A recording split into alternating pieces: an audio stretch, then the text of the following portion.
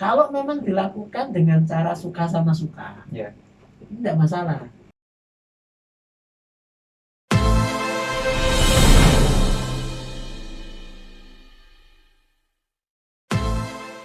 Ini dalam rangka perdana podcast kita alumni 2010, kita mengundang Mas Labib sebagai alumni yang saya hormati dalam rangka cara berpikir, mungkin terus cara melihat sesuatu dari sudut pandang yang berbeda dengan teman-teman. Karena Mas Labib ya saya tahu backgroundnya adalah pendidikan, dan menteri yang baru ini mendapat beberapa kritikan dan dukungan soal RUU perlindungan kekerasan seks di lingkungan kampus secara umum, secara luas ya. Nah,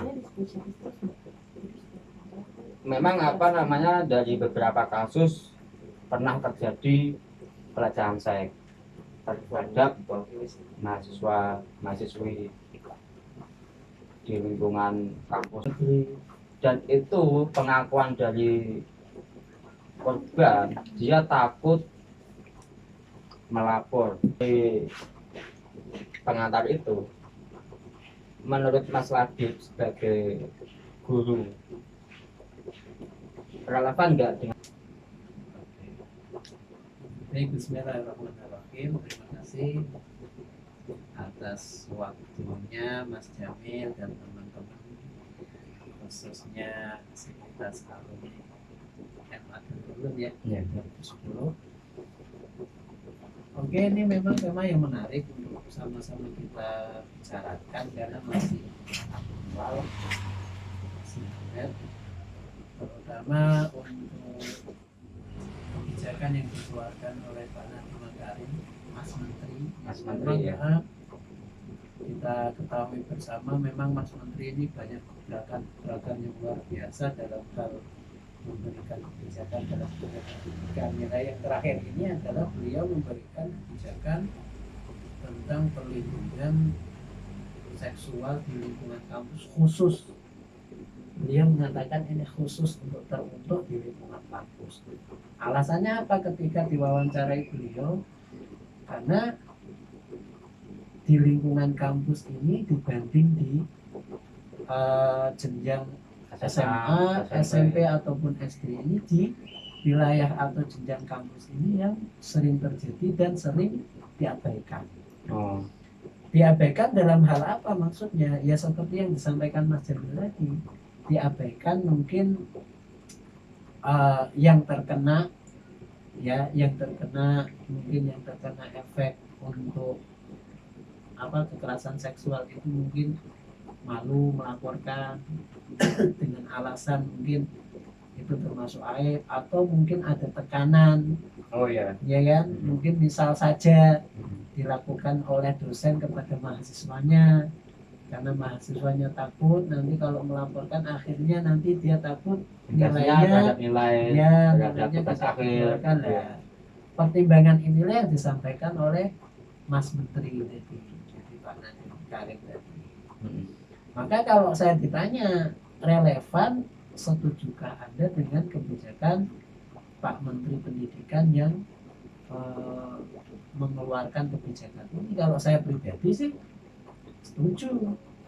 Ya, antara pro kontra yang sekarang ini terjadi kan, saya ingin menjelaskan sedikit antara alasan yang mendasar dari yang pro dan kontra, sebagaimana informasi-informasi yang sementara ini saya dapatkan. Kenapa saya memutuskan untuk pro? Karena ini antara manfaat dan mandaratnya ini, kalau menurut hemat saya ini lebih besar manfaatnya.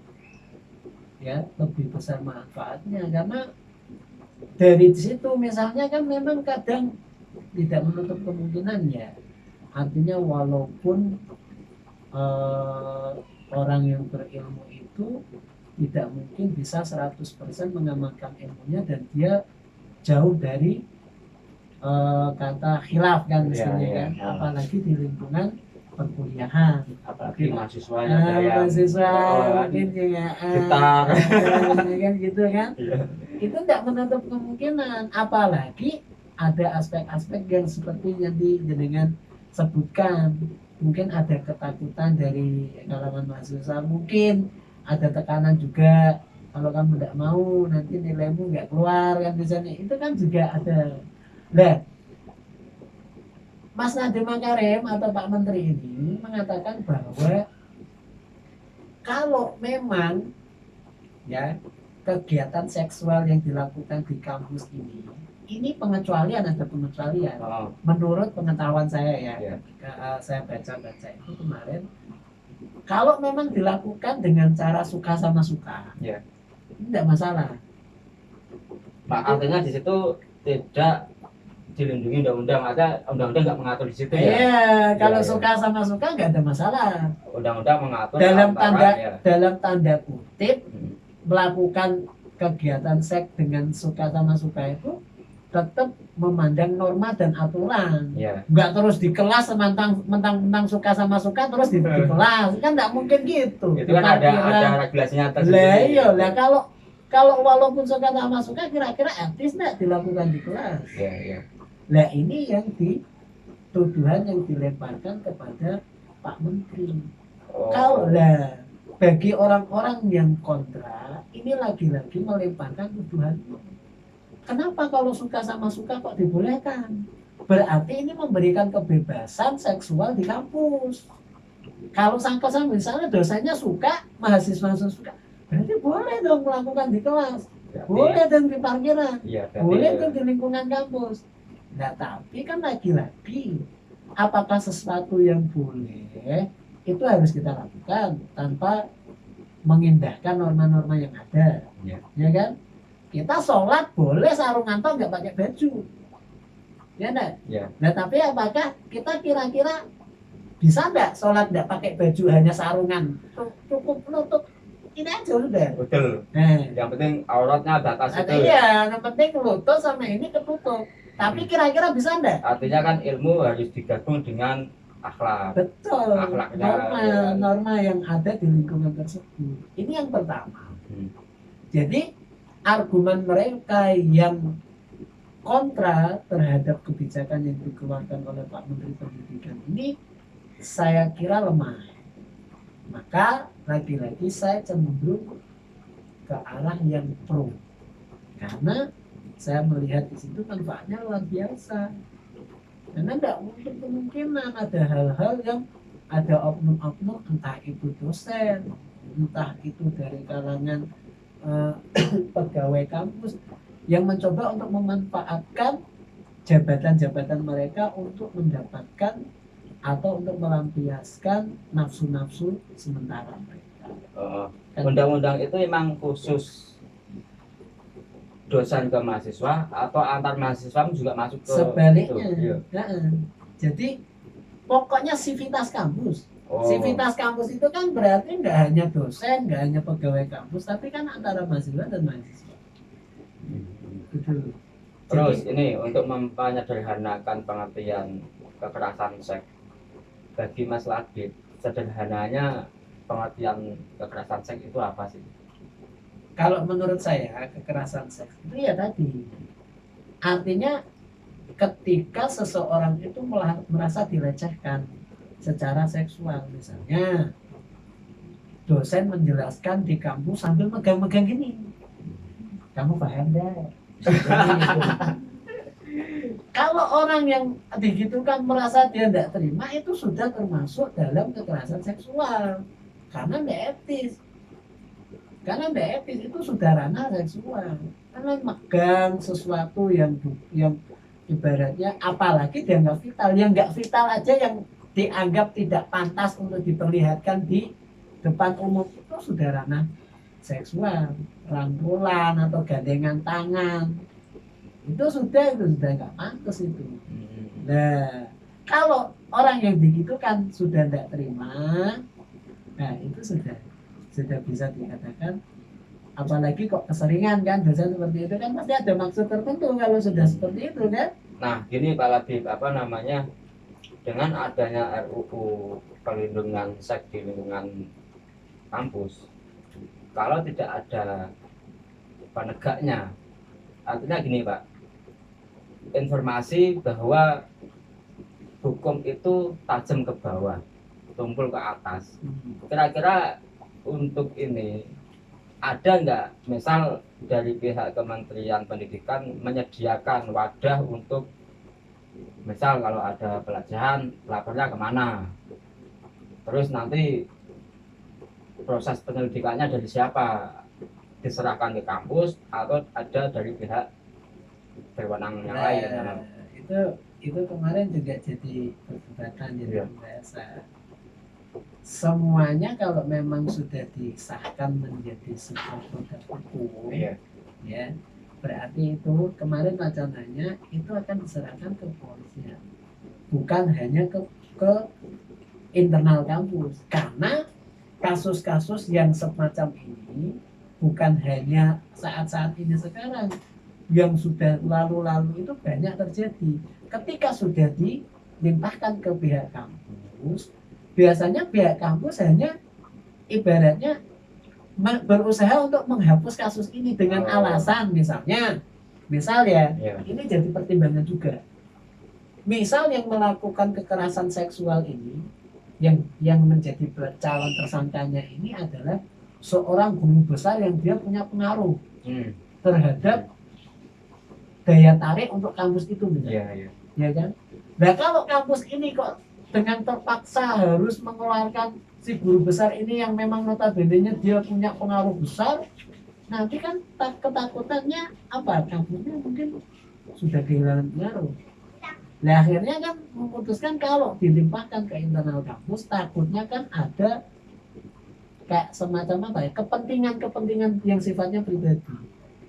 Nah maka undang-undang yang ini nanti akan disahkan, ini kan belum resmi juga ya, akan disahkan, itu nanti tetap penegak hukumnya ya dari pihak berwenang wajib, dalam hal ini pasti kepolisian.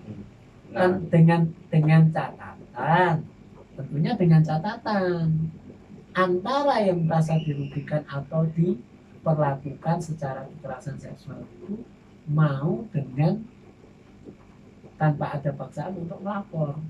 Nah kalau tidak lapor mana bisa diproses, kan gitu. Oh iya. Nah, karena itu deliknya delik aduan. Iya, delik aduan. Nah kalau tidak ada aduan kan polisi tidak bisa proses, karena ini delik aduan.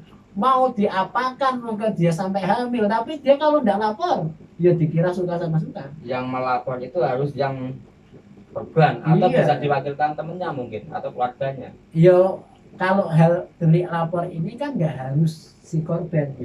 Walhasil si korban ini ada bukti, ya sudah ada bukti kekerasan atau mungkin bisa dijadikan sebagai tanda bukti kan gitu, dan bersedia untuk jadi pemeriksaan lebih lanjut. Gitu. Proses penyidikan. Ya, proses penyidikan maksud saya. Terus gini Pak, kok baru saat ini momennya pas lagi pandemi, susah-susahnya pemerintah ngurusi pandemi, susah-susahnya krisis ekonomi, ini bikin rame-rame soal perlindungan seks. Kok nggak kemarin-kemarin, nggak tahun-tahun sebelum Nadiem itu kenapa? Nah, ini kalau menurut saya pribadi istimewanya menteri sekarang ini luar biasa.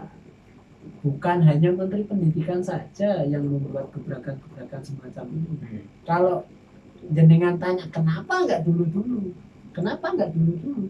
Kalau menurut saya, kenapa nggak dulu-dulu? Karena nggak ada dorongan yang luar biasa untuk para menteri membuat gebrakan, terutama menteri pendidikan.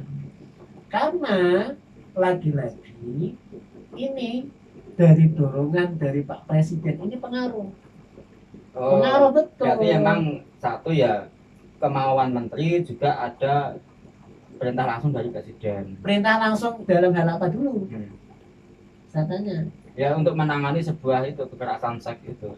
Kalau untuk menangani kekerasan seks ini bukan muncul dari perintah presiden. Ini dalam tanda kutip loh. Makanya saya tanya tadi, perintah dalam hal apa? Kalau presiden itu memerintahkan menterinya hanya memerintahkan untuk kerja dan kerja semaksimal mungkin sesuai dengan ranah yang diberikan. Ya. Ya. Jadi untuk presiden, kalau hemat saya, itu silahkan Anda kerja sesuai dengan tugas yang saya berikan. Presiden itu tidak ngurusi di pendidikan kamu harus gini, di ekonomi kamu harus gini, di keuangan harus gini. Itu enggak. Jadi mereka ranahnya masing-masing. Hanya memberikan kamu harus kerja kalau kerja. Kalau nggak ada kerja nyata, ya mau tidak mau harus ada reshuffle. Nah ini yang menjadi kenapa kok harus sekarang ini? Karena pemerintah saat ini memang betul-betul fokus dalam rangka menegakkan kepentingan-kepentingan yang sifatnya memberikan pembelaan untuk masyarakat. Khususnya mahasiswa karena di bidang pendidikan. Ya. Kalau di ekonomi ya berarti perekonomian. Kira-kira dari sudut pandang yang lain Pak ya, mahasiswa yang pakaiannya mungkin ketat itu pengaruh enggak? Terus dia make up artis untuk ke kampus aja pakai make up artis, itu pengaruh enggak untuk memancing sebuah dosen? Pasti pengaruh. Maka ya jadi itu lagi-lagi kebijakan kampus kalau semacam itu kan, maka itu harus ditanggulangi juga. Artinya mahasiswi yang sukanya TP-TP ya, apa itu TP-TP Pak? juga banyak, jangankan di kampus, di SMA bahkan di SD itu pun juga sudah. Tapi tidak menutup kemungkinan di SMA juga ada sebenarnya. Juga ada, cuman belum merambah. Ini hanya lingkupnya kampus. Baru kampus. Kalau sekalian aja Pak. Ya itu nanti kita tunggulah kebijakan ini, bukan ranah saya untuk menjelaskan ini. Jadi tunggu laporan dulu ya. Iya. Lah ini aja di tiap kampus saja banyak yang kontra kok. Ya kontra kan bisa karena bukan karena. Dan saya menilai yang kontra ini lagi-lagi itu dari kalangan oposisi. Yang masa koalisi mau. Nah ada toh. Kalau koalisi memang kalau nggak sepakat ya disampaikan. Tapi lagi-lagi yang menyampaikan ketidaksetujuan itu pasti dari kelompok-kelompok yang suka keluar itu tadi dengan mengatasnamakan argumen-argumen yang tidak masuk akal. Contohnya tadi mengatasnamakan argumen berarti ini memberikan kebebasan seksual, kalau memang suka sama suka berarti boleh diparkir, boleh dikelandang, kan itu tidak masuk akal. Pak Bib tahu pernah dengar nggak penelitian S3 UIN Selangor 3 ya. Itu judulnya itu kalau aku nggak salah ya, intinya gini Pak, kebebasan seks itu boleh asal suka sama suka. Bahasanya orang UIN itu milkul yamin. Itu di situ itu banyak mendapat kritikan, hujatan bahkan ya. Itu sampai diangkat di media nasional, diwawancara itu. Iya jelas. Gini, jadi kalau berbicara seks itu ya menarik juga ya, karena seks itu kan sesuatu yang memang tidak boleh kita hilangkan. Kalau kita berusaha untuk menghilangkan itu karena naluri. Jadi itu sebuah naluri yang ada pada setiap makhluk. Ya, setiap makhluk. Kecuali orang-orang yang memilih untuk tidak ke situ ya. Iya, kecuali orang-orang yang pertama dia punya penyimpangan, kedua dia punya keyakinan yang memang notabene keyakinan itu mendorong dia untuk meninggalkan seks kan gitu kan. Nah, ini memang tidak. Kalau kita coba menghilangkan naluri seks ini berarti kita melanggar hak asasi, ya kan? Ya enggak. Ini yang pertama, ya toh. Tapi tidak semerta-merta kita mengizinkan secara bebas. Maka setiap agama, bukan hanya Islam saja, itu setiap agama, maka setiap agama itu turun pasti mengajarkan apa yang namanya akhlak, gitu loh. Walaupun bukan non-muslim, itu pasti dia tidak mengizinkan orang melakukan seksual di ruang terbuka. Nggak mungkin itu. karena bertentangan dengan akhlak, karena bertentangan dengan norma, ya kan, kesopanan. Karena agama apapun, baik agama samawi maupun tidak, itu menjunjung tinggi norma kesopanan, gitu loh. Jadi bukan kita berusaha untuk menghilangkan naluri seks terhadap seseorang, tapi kita lebih untuk mengendalikan dan mengatur supaya orang itu bisa menyalurkan seks tapi sesuai dengan norma dan akhlak yang berlaku di lingkungan sekitar. Beda lagi kalau di Eropa. Kalau di Eropa orang ciuman, orang pelukan, gendong-gendong yang biasa di tempat terbuka kan biasa. Ya nggak jauh-jauh di sana, di Indonesia background tertentu juga ada. Nah, di Bali misalnya Iya. orang berjemur cuma Iya. pakai bikini, itu kan sudah biasa karena normanya. Makanya yang disebut norma, adat, akhlak itu ngikutin Lingkungan. wilayah lingkungan. Iya. Jadi kita harus menyesuaikan. Kalau di Arab itu pegang kepala ini merupakan satu penghormatan. Coba kalau di Indonesia pegang kepala, Wah, ditepelek ya kan? Itu salah satu contoh. Maka kita harus bisa mengondisikan sesuai dengan lingkungan. Maka karena di Indonesia ini mayoritas kulturnya, jadi normanya ini masih kesopanan tadi, yang mana belum mengizinkan seks secara bebas, maka kita arahkan jangan sampai ada seks secara bebas. Bukan menghilangkan naluri seks itu, tapi mengarahkan. Kalau memang suka sama suka ya silakan. Urusan itu melanggar hukum atau enggak itu urusan masing-masing ya, gitu ya. Kayak kasus yang baru ini kan, Siskai itu. Oh, Siskai. Siskai yang di Bandara Yogyakarta. Iya.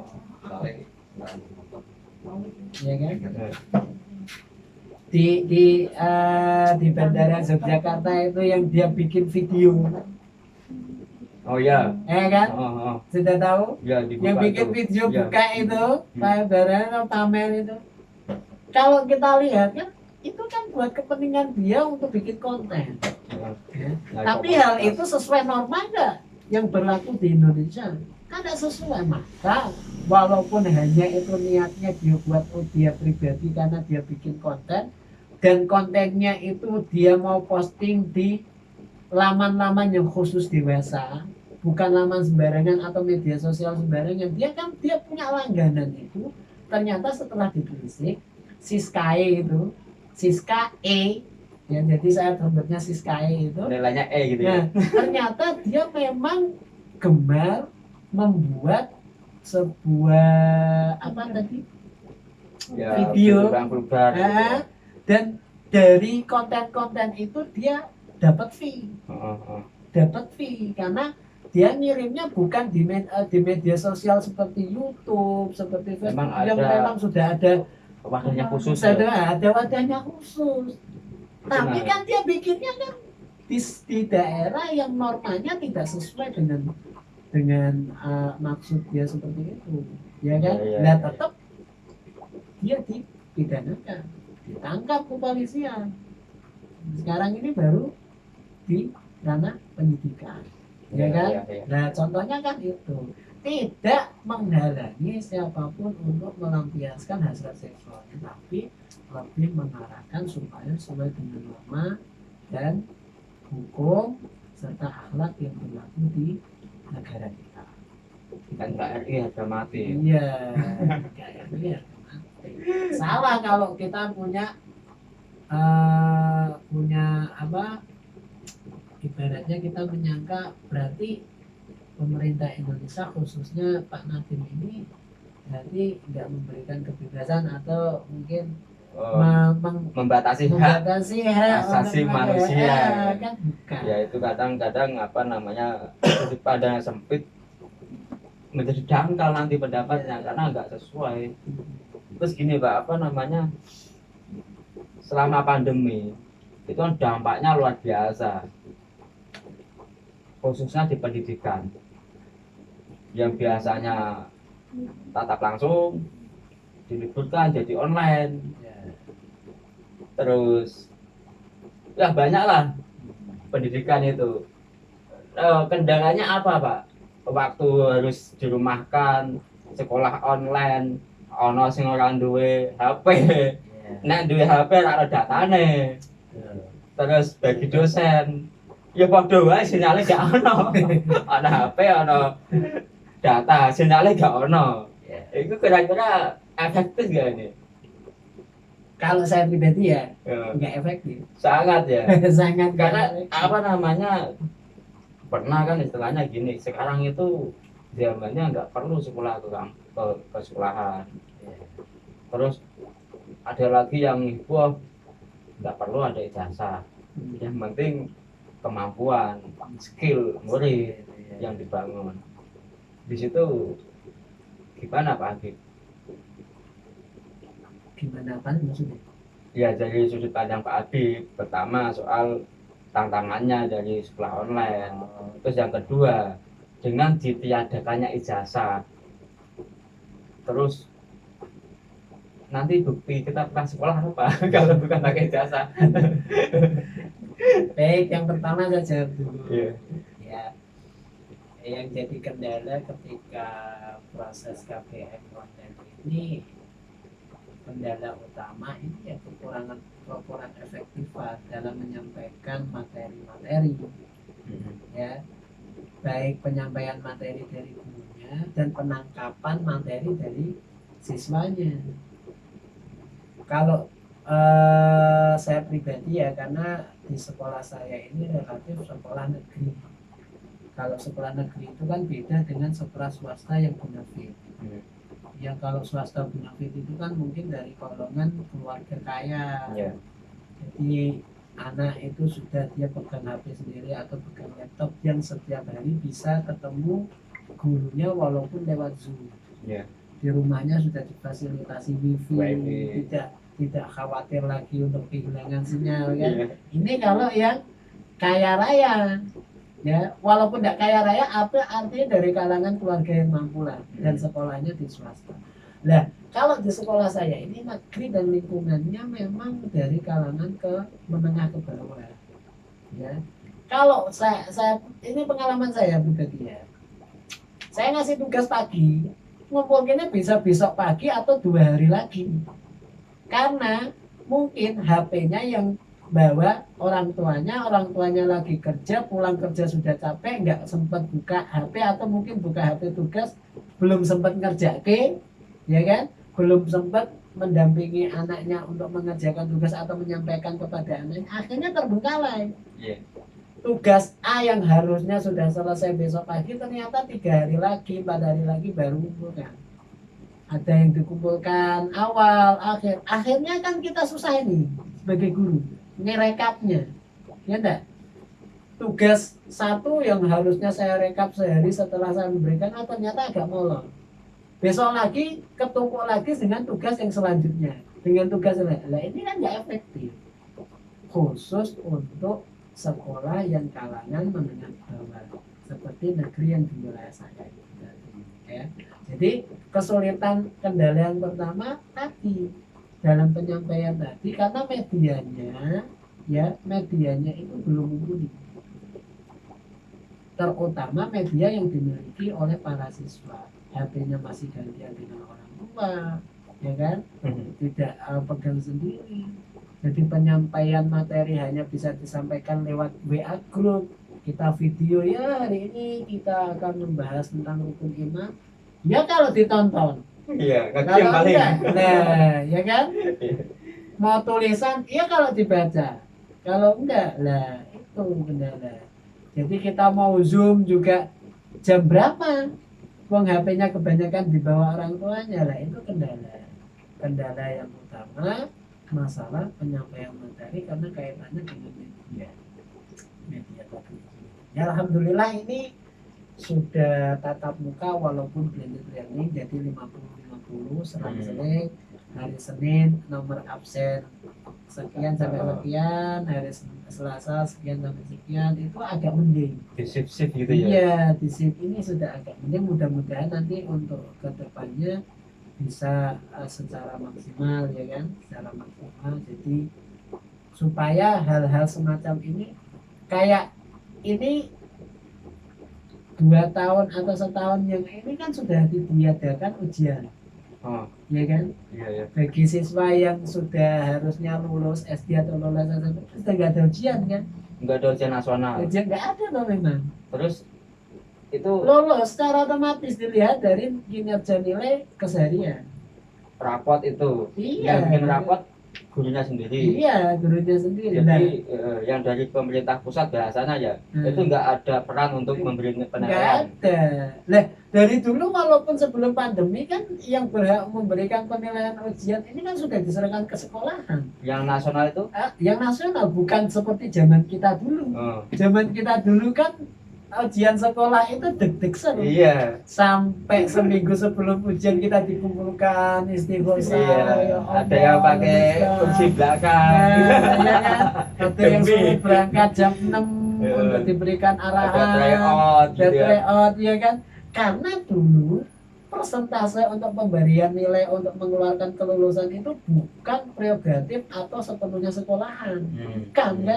Tapi sekarang sepenuhnya sekolahan. Udah kurang enak apa, Ya maka? piye? Lah. Kata saya gini Pak, muridnya tetangganya si guru, Nah, nggak dilulusin ini tetanggaku. nah. Artinya sekarang semuanya lulus. Semuanya lulus, tidak boleh ada yang tidak lulus. Bahkan naik kelas pun Ya. tidak ada yang boleh tinggal kelas. Semua harus naik. Entah itu nilainya bagus atau jelek, entah dia pernah sekolah atau sekolahnya damai atau tidak. Walhasil tidak ada siswa yang boleh tinggal kelas. Jadi gitu. Artinya siswa itu terlewat pelajaran itu nggak masalah. Nggak Gitu. masalah. Kenapa menjadi begitu Pak?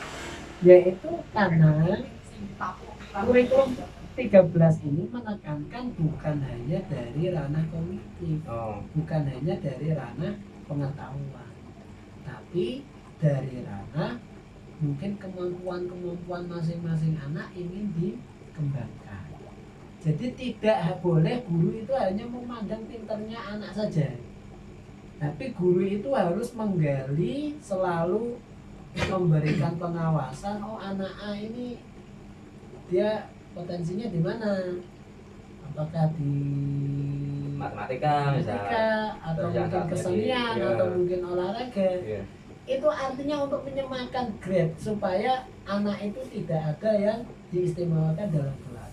Jadi kalau akhir-akhir ini memang dunia pendidikan kita itu tujuannya sih bagus, menghilangkan kesenjangan baik di kalangan kesiswaan maupun di kalangan antar satu sekolah dengan sekolah yang lain. Kenapa saya katakan di kalangan siswa tadi? Contohnya tadi tidak ada siswa yang tinggal kelas karena goblok. Kalau zaman kita dulu kan ada tuh rapot namanya nilainya merah. Iya. Rapotmu abangnya piro bro? Iya. Iya kan? Gue nek sing rano abangnya dengan PT aku nggak ada abangnya. Kalau ada abangnya diumpat ke abang telu, abang papat ya enggak? Iya. Kita sedih, kita orang nanti kalau nggak naik kelas. Sekarang santai sudah. Anak mau semesteran malamnya layon santai, Nggak ada beban. nggak ada beban. Nah itu berhasil kesennya, tapi efeknya anak atau siswa itu kehilangan tanggung jawab belajar, tidak ada motivasi. Iya enggak? Wah aku udah belajar aja nanti tetap muda kok, tetap naik kelas, tetap lulus gitu loh. Sesuai dengan kemampuanku sudah. Tidak masalah peringkat paling belakang di kelas itu tidak masalah. Yang penting naik kelas. Ini jadi mindset, menurunkan mindset siswa dan orang tua pun juga. Tapi nanti kan dampaknya gini Pak, walaupun itu menghapus kesenjangan antar siswa, ketika dia sudah lulus SMA ya, terutama untuk masuk perguruan tinggi, bekal pengetahuan yang kurang memadai untuk ikut SBMPTN Iya. itu kan jadi kendala Pak. Lah makanya yang Iya. pertama tadi saya sampaikan tujuan awalnya bagus, tapi efeknya yang kurang bagus. Berarti efeknya malah menurunkan kualitas Iya, siswa. kualitas bukan hanya siswa tapi kualitas pendidikan. Kualitas pendidikan itu yang pertama tadi dari ranah kesiswaan. Yang kedua dari ranah antar sekolah. Ya, dari kebijakan Menteri Pendidikan itu ingin menghapuskan kesenjangan atau supaya semuanya setara, tidak ada sekolah yang favorit dan non favorit. Gitu. Ya. Maka dibuat sistem zonasi. Oh, Sistem zonasi itu artinya sudah berlaku itu. sudah berlaku beberapa tahun terakhir ini, sudah berlaku sistem zonasi. Kalau di wilayah kita orang di desa itu tidak terlalu kentara, karena kan setiap daftar misalnya di sekolah kita ada Ulum, daftarnya berapa diterima semua sudah, nggak ada seleksi, Nggak ada pengawasan nggak juga ada kan? pengawasan, nggak ada seleksi. Kalau Ya. di wilayah saya sini di Semarang ini zonasi. Jadi kalau dulu misalnya saya contohkan ini SMP 9. SMP 9 itu dulu jadi SMP yang sangat favorit, dan yang bisa masuk SMP itu kalau orangnya enggak benar-benar pintar bisa masuk. Karena selektif sekali. Tapi dengan adanya sistem zonasi, dilihat dari yang terdekat dari sekolahan. Jadi hitungannya untuk passing grade, untuk perankingan siswa yang wajib diterima lebih dahulu itu yang paling dekat dari sekolahan, bukan dari nilai NEM-nya. Kalau dulu kita orang kan NEM, ya, NEM, pakai NEM. ya kan? Masuk SMP NEM nanya ke apa? Minimal 8. Minimal 8, minimal sekian. Kalau enggak jangan harap. Jangan harap. Ya, Sekarang nilainya puluhan. SMP ini NEM-nya berapa minimalnya? Nanti enggak ya jangan harap. Nah sekarang zonasi. Tidak boleh sekolah menolak siswa yang daftar di sekolah tersebut, sedangkan jarak rumahnya dengan sekolah itu masuk zonasi. Nggak boleh nolak. Sekarang gini Pak, apa namanya, Ya, dengan adanya zonasi ya. Kalau masuk di sekolah situ bayarnya mahal. Ini paling deket nih. Untuk masuk ke situ nggak mampu. Padahal pengen. Ketika dipaksakan masuk, di situ ada kebijakan khusus karena zonasi itu. Kalau zonasi kan ini kan negeri ya, khusus negeri. Oh, Kalau khusus yang negeri. swasta enggak, Oh, nggak swasta masuk. nggak pakai zonasi. Swasta bebas ya. Bebas. Saya sendiri ya. Iya, makanya saya lihat menurut pengamatan saya ya, maka cenderung orang-orang yang dari keluarga mampu, orang tuanya mampu itu sekarang cenderung memasukkan anaknya ke sekolah swasta Yang benar. benefit. Betul, karena itu tadi sekarang sudah tidak ada sekolah negeri yang memang jadi unggulan. Sekarang kemarin saya bincang-bincang sama guru SMP 9 saja, dia ngeluh sekarang siswanya sudah campur aduk. Dulu siswa yang masuk di SMP 9 itu gampang diatur, orangnya pintar-pintar karena dengan lewat seleksi yang ketat, dengan batas minimal NEM sekian, itu sudah dipastikan yang masuk SMP 9 orang yang ber-IQ tinggi semua. Nah kalau sekarang campur aduk, yang penting rumahnya dekat dengan 9, tidak boleh ditolak.